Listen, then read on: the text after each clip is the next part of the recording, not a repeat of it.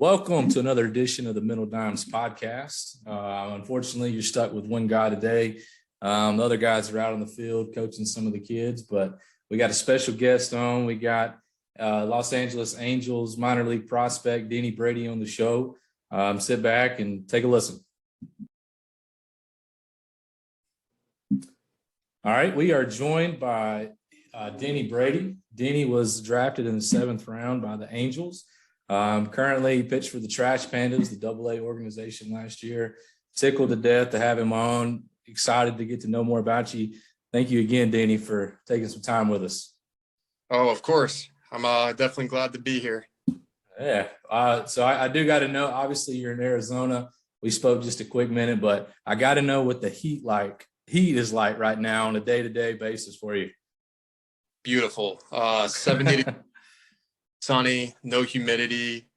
Coming from New Jersey and being forced to throw inside because of snow, I couldn't ask for anything better. What type of weather do you like better? Are you a snow fan? You like the heat better? I like both. I'm a big fan of cold. I do cold plunges and cold hikes, so I like that too. But when it comes to throwing a baseball, I'd like the sun to be hitting feet out instead of inside. No, I'd imagine so, especially with the pressure that gets put on. Are you currently? I know the lockout's going on, but I know there's different rules for minor leaguers. Has the lockout had any effect for you, or what's kind of going on in your daily schedule now? Yeah, none whatsoever. The minor league side is full systems go. So I'm going to the facility 5 times a week, 6 times a week now. Throwing bullpens, lifting, just doing whatever I can, enjoying the weather. That's cool. What do you about how many hours do you think you spend like at the clubhouse or at the field? Like how much free time, I guess, how much free time do you have in a day?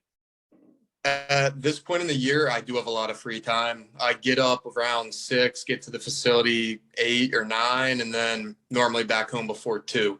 So I have a little bit of the morning and pretty much all of the evening, which I definitely enjoy considering in season it's like 12 to 12 every day. What are some things you do to keep yourself occupied in that free time? I got a couple TV shows going, just finished. I got you. Doing law school. I read a lot too, so those hobbies right now. All right, just real quick off of that. You have to give me one book, your favorite book that's made the biggest impact on you. What do you recommend for me? Well, I got like probably 20 that come to mind, but the one I recommend to people is Can't Hurt Me by David Goggins. It's an easy read. You get a lot out of it. It's super entertaining. So I feel like anyone who reads it would definitely take something from it. That's awesome. I was not a reader until COVID. And I was on Twitter one day and I saw a bunch of coaches. They're like, y'all want to do a little joint book club? And I'm like, if I'm ever going to read, now is the time. And it didn't change my life, but it changed my perception on reading. What's that book by Jocko Willing? Extreme Ownership. Yep. That's another one that came to my mind. Yeah. That book, it's from a coaching teacher perspective. It definitely changed my world as far as how I approach everything. Absolutely. That, I don't know. I just love Jocko. I listen to his podcast, read his books. He just has such a simplistic way of looking at things. And I feel like people could benefit from taking a similar approach. Oh yeah. Does his voice intimidate you at all on the podcast? Oh, 100%. Yeah. He somehow, some way he's able just to speak into a microphone, and I've never met the guy, never looked at him face to face, but I'm almost scared to death of him. Yeah, he had to command the toughest people in the world, the Navy SEALs, so he has to have an intimidating voice. That's awesome. All right, so we texted a little bit, and we talked about some sports you like. You mentioned you're a big NBA fan, so I'm gonna throw you in the fire right here. If you're the GM of the Knicks, you got Spike Lee down there on the court side, ready to get you hype every game.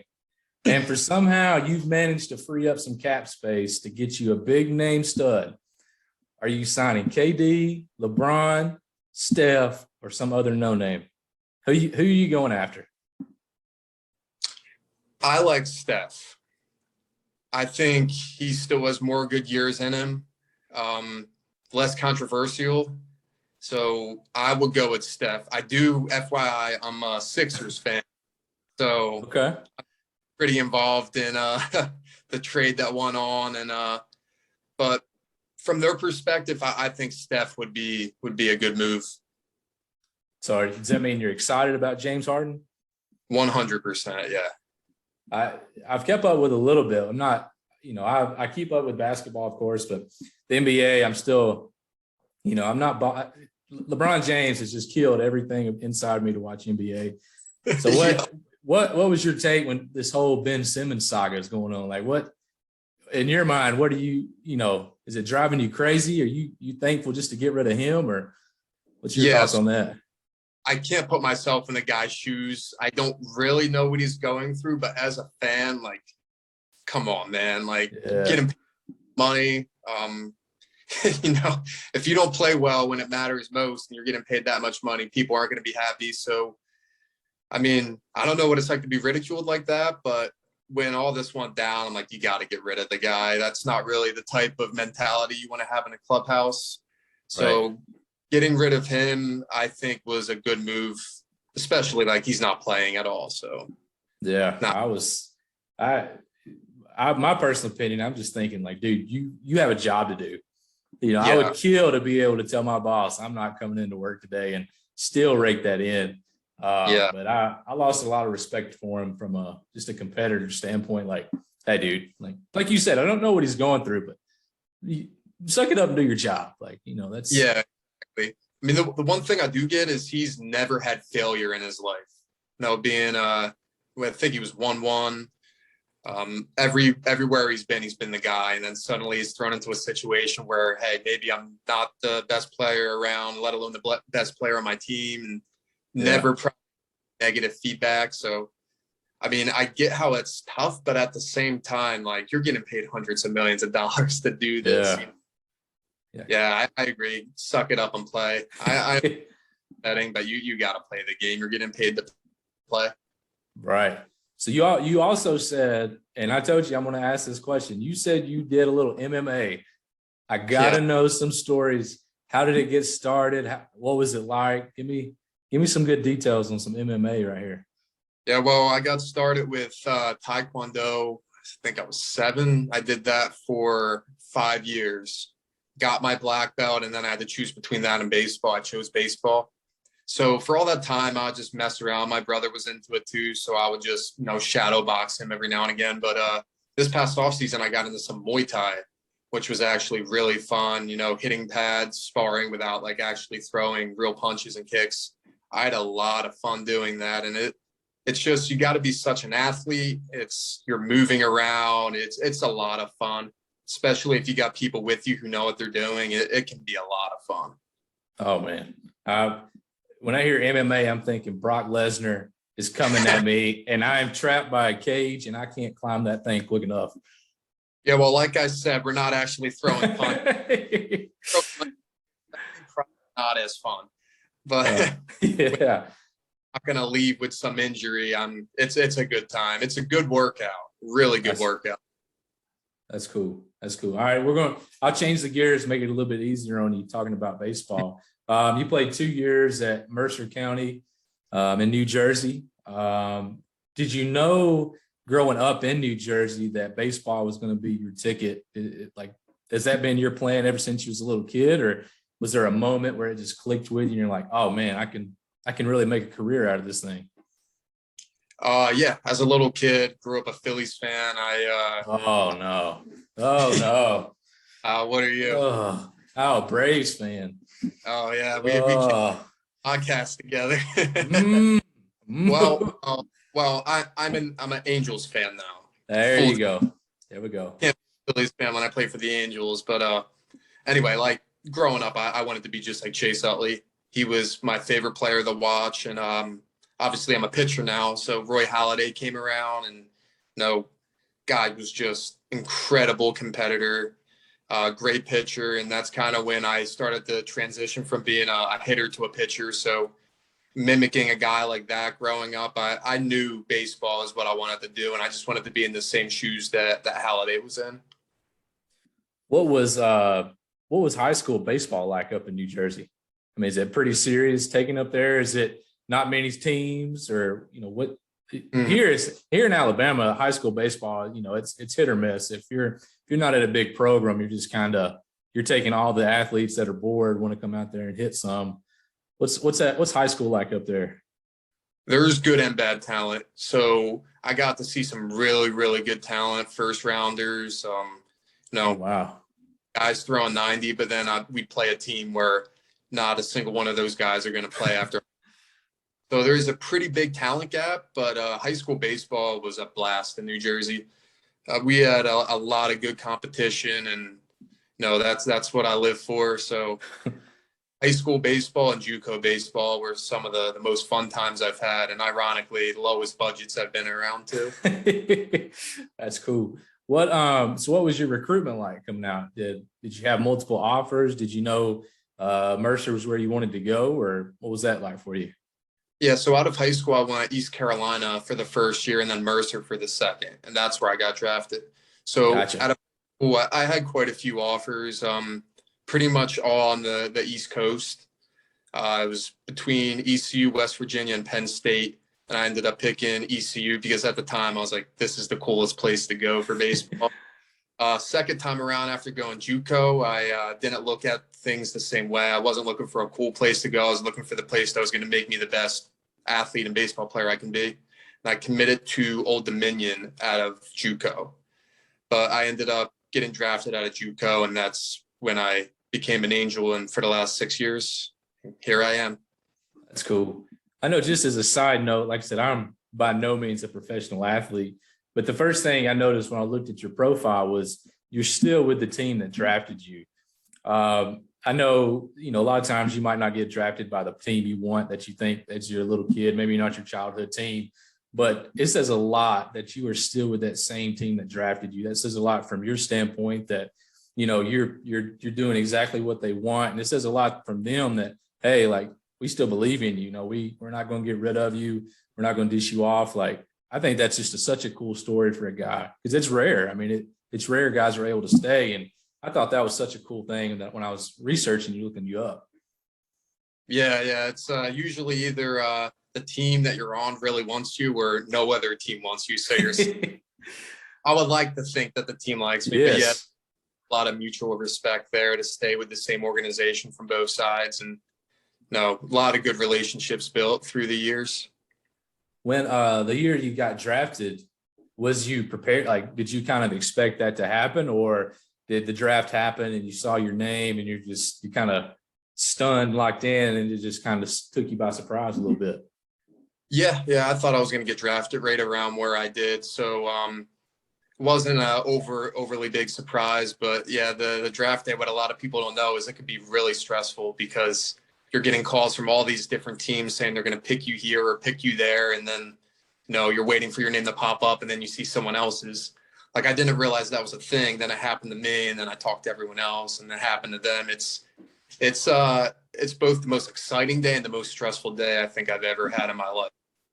Did you have a cool watch party? Have your family nearby? What was draft day like for you? Just me and my family. Yeah, the watch party would have been awkward because we all sat down expecting to call my name and some other name popped up. I'm definitely happy. I was with the people I love. Plus, like I said, it would have been pretty awkward. Yeah. I wish I could say I could imagine that situation, but unfortunately I'm stuck with, blowing whistles that, 15, 16-year-old kids run up down the basketball floor. So you get drafted by the Angels, you get started out. What was that like, kind of transitioning from rookie ball to low A, now up to double A? Does each different level kind of have a different aspect? Are they able to, or is there much difference between the two, or do you learn different things at each stop, or what's been that story for you? Yeah, so each individual level gets a little bit better, but the biggest jump for me was high A to double A. The talent level just shot through the roof. But yeah, every level it's like another adjustment I got to make. Rookie ball to low A, I got to learn how to land my breaking ball in the zone, and low A to high A, I got to learn how to tunnel pitches, and then double A, I got to learn how to use like 3 different spots of the plate with my fastball. At every level, you got to get good at something else, and haven't been there yet, but from what I can get to the major leagues, like you pretty much got to be perfect at what you do best. And it's being a player, a pitcher, has to be very, very detailed. Like I'm working on the smallest things now, like being able to run a 4-seam up on a way to a righty. Like my entire bullpen today was just trying to hit that spot over and over and over again. It's not just getting on there and feeling the mound, like working on very specific things that play off of your pitches. So it gets pretty detailed. The closer you get, the more details are thrown at you. Was there a specific part of your game that when you got drafted, the Angels, I'm not sure how that works as far as, I know there's like a pitching coordinator who kind of works through and kind of sets goals for everybody, but was there a part of your game where they came to you and they said, we really want you to develop this, and that's kind of where you had to hone a lot of your focus, or did they kind of set you free and just say, let's watch you develop, learn on your own, or how did they kind of lead you that way? Yeah, so the biggest thing they've given me is fastball command at the top of the zone. I'm a 4-seam guy with a lot of ride. The ball like takes off. So pitching at the bottom of the zone is what I did in college and in high school. But in pro ball, that's a pitch that gets hit. But a fastball at the belt, that will miss some bats. So I had to kind of transition from being a low in the zone guy to being able to get up in the zone consistently. That was the big thing. And of course, landing breaking balls in the zone too. Yeah, I would. Yeah, I've heard, I don't know if if you're familiar with Bruce Maxwell. He played for the A's and Giants. He's from here in Huntsville where I live at. And so we had him on, and we were talking about fastballs up in the zone. And so it's funny you kind of brought that up. He loved those up and inside. So I'd imagine you got to be careful with certain guys. Yep. So moving on in 2019, looking up, you had a great year with Inland Empire.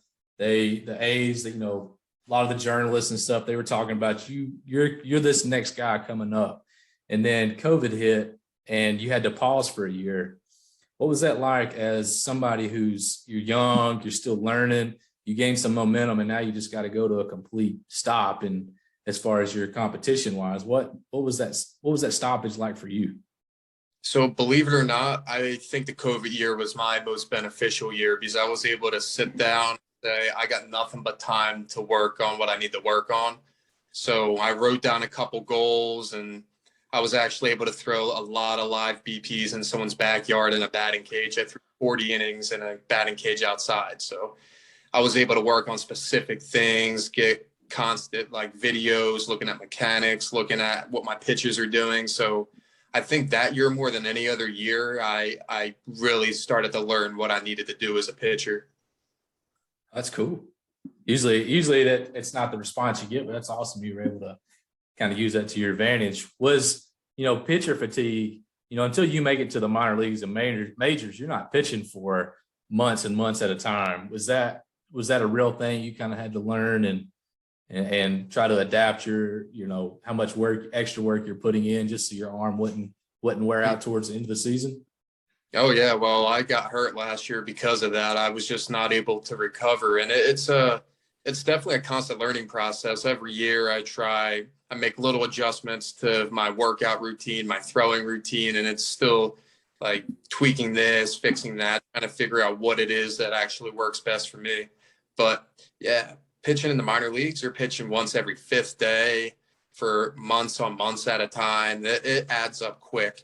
At a certain point in the season, like you never feel like you fully recover, at least for me personally. And I know a lot of other guys are the same, but yeah, innings after innings, and I'm doing what I love, but it does get very tiring after a while. When you get to like month 5 in the season, your arm is just ready to shut down. Yeah, I bet I get tired. I throw a couple of wiffle ball innings, and after about inning number 3, I'm down for like a week. So yeah, right. 5 months of pumping the gas. My arm, I can't imagine what would happen to my arm. You mentioned kind of learning as you go. Has there been that one guy as you came up in the organization that you've been able to lean on, to look up to, maybe somebody that's passed down some advice to you? You had that guy to help you out along the way from a player's teammate standpoint? So I've had so many teammates, it would be a sin to just say one, but I've had so many people give me either good feedback or teach me about mentality. And the cool thing about the minor leagues is you're with the same guys, usually for months and months at a time. So you really get to learn about each other, know each other. And yeah, I mean, like I said, a bunch of guys come to mind.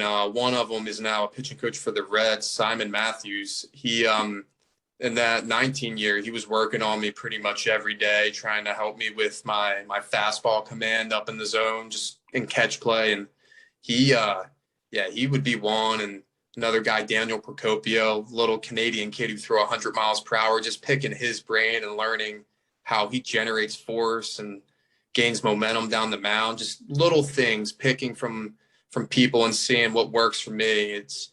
Yeah, I mean, there's been at least 10 guys that I've taken little tidbits from. That's cool. That's cool. It's, I came to a lot of Trash Pandas games this past season, and you'd always see kind of the bullpen guys. Obviously, bullpen guys are known for shagging BP out in the outfield. And so you get to see everybody's true personality shine when they're out there just playing around with each other. So that was cool. What was that like playing for the Trash Pandas? Awesome. Yeah, that's out of everywhere I played so far in the minor leagues, that has been my favorite spot by far. Amazing fan base, sellouts just about every night. Fans are into the game too. It's a great atmosphere there. It gets really loud on the field, and a lot of minor league spots, even in Double A, you don't get that. So having that every night, it was awesome. I loved playing in Huntsville. Just cool locker room, new facilities. Yeah. Travel's not too bad, which is huge. Yeah, I had a great time. And like you said, you get to see the personalities. There's a lot of good personalities on that team. So I enjoyed every aspect of it. That was cool. I'm going to take a little bit of credit for the home field advantage. I was on the rock screaming, the rock porch quite a bit, screaming at the right fielder. I really loved it when y'all played the Smokies. I got on Vizcaíno a lot during that series. That was love the stadium. I love the stadium. I'm excited. I hope you progress, but I wouldn't lie. It would be cool to see you throw one or two more games down there here in Huntsville. Selfishly, I hope that happens one more time. So I want to go back kind of to the lockout and what's going on. I know that a lot of it has to do with how young players are coming up. Have you not enjoyed that it's going on, but does it kind of get you excited on how the older guys are fighting for the younger guys and how they're willing to do things that helps you guys out as well as help them out? 100%. Yeah, it's really, really cool to see how everyone has back. No, I've never experienced anything like this, like a lockout coming up through the minor leagues. So I really didn't understand the brotherhood it takes to be, a professional baseball player. Like the guys up there, they try to have our backs, and it's because when we get up there, we're going to have the people's backs beneath us and so on. It's just really cool that these guys are sticking up for the guys who are not making as much money, or, I mean, there's a lot of moving parts to this, obviously, but yeah, it's definitely a cool thing. Even though lockout stinks and I want it to be over, it's definitely cool to experience how people are like pushing for each other, even though it's not going to directly benefit themselves. Yeah, I thought that was probably one of the most unselfish acts I've got to witness, and it's been kind of a cool teaching moment, just saying, hey, this ain't about me, but I'm gonna step up for them just because I do have a voice. So I thought that was cool, and I feel like it's only going to bring y'all closer, especially when they get, hopefully they lock the lockout in soon. So I'm excited to see what comes from it. So you had a lot of cool teammates. You've had a lot of guys help you out. What has been that one guy that you faced as a pitcher throwing to the plate? Has there been that batter where you just like, man, this dude has my number. I've not been able to get him solved. Who's been that one guy for you who's just giving you the most problems? So I don't remember his first name, maybe Luis. Last name's definitely Castro. So I faced him when I was in high A in 19 and this past year in double A. Um, he has a way of knowing what I'm gonna throw. The last at bat I had against him, I worked him the 3-2 and I threw him a slider directly where I want. Catcher could have his eyes closed and I would have squared up his glove. The dude hit it like 450 feet off of me. I was like, how in the world is he going to hit this pitch, especially in this count? He knows what I'm throwing. I swear I tip it to him somehow. Yeah. Every time he comes up, even if he's riding a cold streak, I'm like, oh, here we go again. What minor league did he play for? Or double A team, I'm sorry.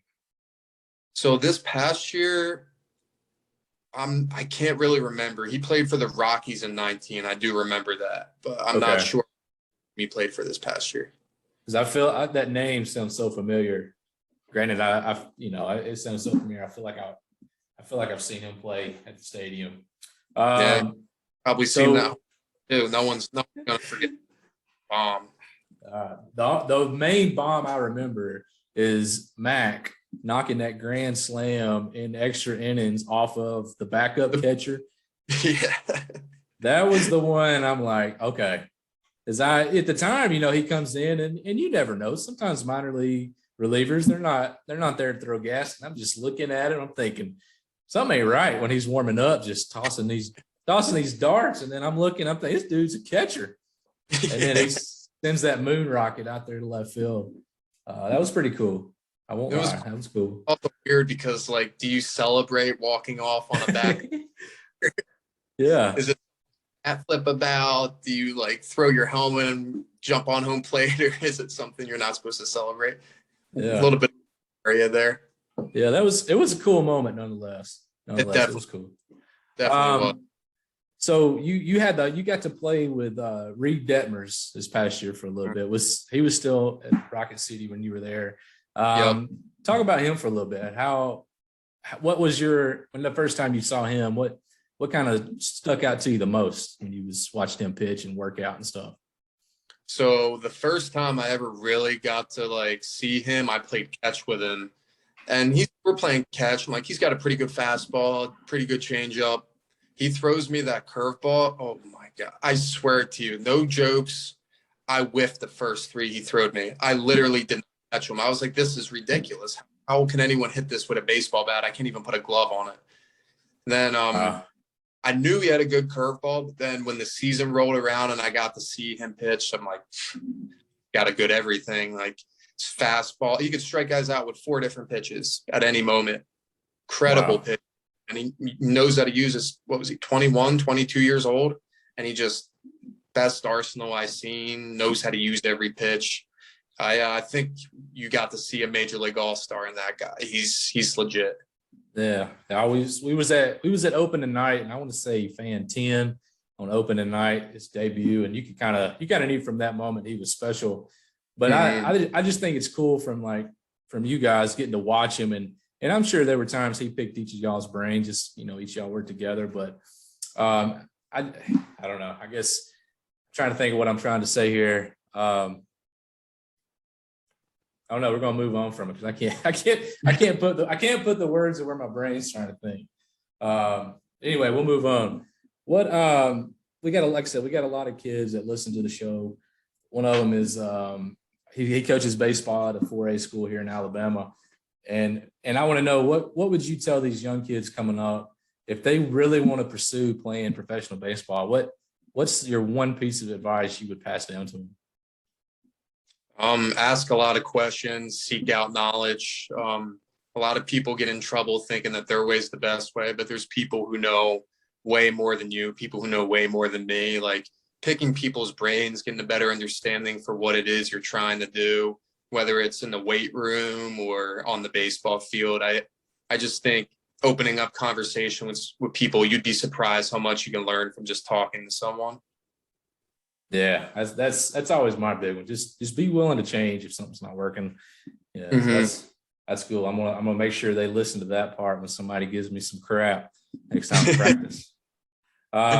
So last thing I want to bring up, and it's kind of a touchy subject for some, but the steroid era guys, Barry Bonds, A-Rod, Clemens, all those, they obviously got shut out again in the Hall of Fame ballot. And I know there's a lot of guys who were for it. I know there's a lot of guys who were against it. Kind of what's, if you don't mind, what's kind of your thoughts on those? Do you feel like they deserve to be in, or are you one of those who are not a fan? You're glad they're not in there, or what's your thoughts on it? No, I'm kind of stuck in the middle there, but I lean toward them being allowed in. And I think the reason is a lot of people in the Hall of Fame from around that era used steroids, but just didn't get busted for it. So I think like keeping the guys out who did get busted for it isn't fair. And plus Barry Bonds has the craziest numbers. Like him and Babe Ruth have the most crazy numbers I've ever seen. It's just everyone knows he has Hall of Fame. Just not having him in there is, and it just doesn't seem right. Same thing with Roger Clemens. Guy has 7 Cy Young awards, and no one else has more than 3. So him not being in the Hall of Fame it doesn't feel right to me. So I would lean toward having them in. I would have given them. Yeah, I'm 100% with you. We've actually talked about this a lot on the show, and I know the other guys, they get tired of me yakking about it, but that's when I grew up. I grew up in the 90s. I grew up watching Big Mac. I grew up watching Slamming. Got to see Barry hit one. Like, they changed the game for me just as a fan, and kind of gave me that passion to watch the game. So I look at it from that standpoint. But the next part is bringing in this next era of sticky stuff. And, obviously pitchers being able to change the pitch. And it's kind of like what you're going along. I think sticky stuff has been around for a long time. And it's just a matter of guys abusing it more than others, guys taking advantage of manipulating the system. But my perspective on it is, to me, if you're going to doctor the baseball as a pitcher, that has more impact than like Roger Clemens. I mean, Roger Clemens, you still got to throw it. Barry Bonds, I mean, you might be juiced up, but you still got to hit that little bitty baseball. But when you get to be a pitcher and you doctor it, you're able to control so much more of the game. I'm trying to think, it was Trevor's story. He mentioned so many times, he would just have to close his eyes and you never know which direction the ball was going to go because you couldn't tell by the spin rate. What's kind of your thoughts on the sticky stuff situation? Well, I will say, first of all, that I did use it for the last 2 years of my minor league career. Me along with pretty much every other person in baseball. So I'm not going to call out anyone specifically, obviously, but some people do use it way more than others. For me personally, it would just be a little bit enough where the ball's not slick. Minor league baseballs, major league baseballs, very little grip. So guys who they can grab the ball and it will stick to their hand, that's too much, 100%. But I feel like it becomes somewhat of a safety hazard if guys can't really hold on to the ball. If you're pitching and it's 35 degrees out in New York or something and you got no grip on the ball at all, say you're Jacob deGrom, I wouldn't want to be a right-handed batter in that box. I'm not a hitter, but I would much prefer that guy use a little bit of sunscreen or rosin or something, so I know that ball is not going to slip out of his hand and come at my head at 100 miles per hour. So again, that's another one I'm 50-50 on. I think there has to be limitations, but I also think a rosin bag when it's 35 degrees out isn't going to do anything. So where do we go with this? I don't really know, but I do think that, like I said, everyone was using it. I mean, you can look at some stats from players over this past year, their first half versus second half, and you can see where a lot of people struggled without having it. So it was definitely widely used. And you said we don't know how far back it goes. I know for at least 30, 40 years, people have been using it from talking to people. So yeah, right. It's new, but big gap between people who use very little and, like I said, guys who the ball would stick to their hand. Did you ever feel like we look at all these new metrics that are coming out, and spin rate has obviously been one that's a lot more emphasis placed on it. Did you ever feel like a sense of pressure to have a certain spin rate, or was that ever something that was kind of thrown at you? You're never going to get here unless your spin rate gets to this spot. And it kind of put that added pressure that you might have to use it more? Yeah, so obviously we're always going to chase a better spin rate, better velocity, better this, better that. And stick definitely could affect that. And for a lot of guys it did, but that was never fully my reason. My reason when I did use it was more so command, because like I said, when it's cold out or when you're sweating a lot, like anything to have a little bit more grip on that ball will help.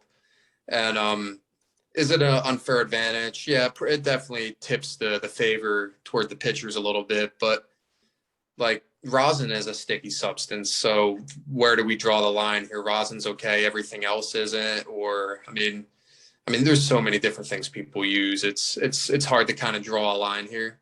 Right. Well, what if you could think of one easy solution? Do you think raising the seams up on the baseball to give you more grip, or because that's one thing that's been common is how do you decide what is fair, and if you're going to instigate something, how are you going to be able to determine? You're going to have a chemist out there every inning checking your arm, putting some drops on you. You have any easy solutions that might help aid or band-aid it at all? Honestly, easy one that I would get 100% behind, and I think everyone else could too, is just a wet towel on the back of the mound. Something to just give that rosin a little bit more stick when it's dry out will be a big deal. When it was hot out and I was sweating and I have the rosin bag, I want to use anything. Yeah. Just rosin bag on my wrist and then my stick on my fingers. So I think just a wet towel would 100% do the trick, and I don't think either side can really complain about that. Is that something that's ever been talked about, or I've not heard that one, but that, I didn't know if that's something that's going around or in talks or discussions. No, during COVID, they mentioned that. I think it's because they wanted guys to stop licking their fingers, but I never saw actually use it. So I don't know if it was a rule, and it isn't now, if it ever actually was a rule. So, but it was talked about, and I think it'd be a good addition. Yeah, that's cool. If nothing else, you can break out the old John Thompson. Just throw you a towel on your shoulder, walk out there, be like a Georgetown Hoya. Just set it out there on the man, dust it off. That would be cool. And that makes a lot of sense. It's you talk about simplicity. It's kind of weird that they've not thought of something as simple as that before. Right. Yeah, I don't know, but I mean that was just the only part. As a baseball fan, not a player. You watch somebody like Garrett Cole, who is obviously so dominant at his craft. You look at a Trevor Bauer who went absolutely crazy 2 years ago. And then you're saying, if it comes down to it, their stats give them Hall of Fame numbers. And then you look at somebody like Barry Bonds, and that was the part for me personally as a fan standpoint of how are you going to justify one side and not the other. But you made some great points. I really enjoyed that side of it, because I had never thought about just simple water. I mean, it's silly just even thinking about just little water can fix that situation. But man, Denny, I appreciate everything. I appreciate you being on. It's been a pleasure getting to meet with you. Hopefully our paths can cross. I can maybe get an autograph baseball from you and get to watch you pitch a little baseball soon. Oh, 100%. The pleasure is all mine. And if I'm in Rocket City, then I'll want to meet up with you and give you that autograph. Yeah, man. Well, good luck to you this year, and we'll stay in touch. Sounds good. Thank you, Zach.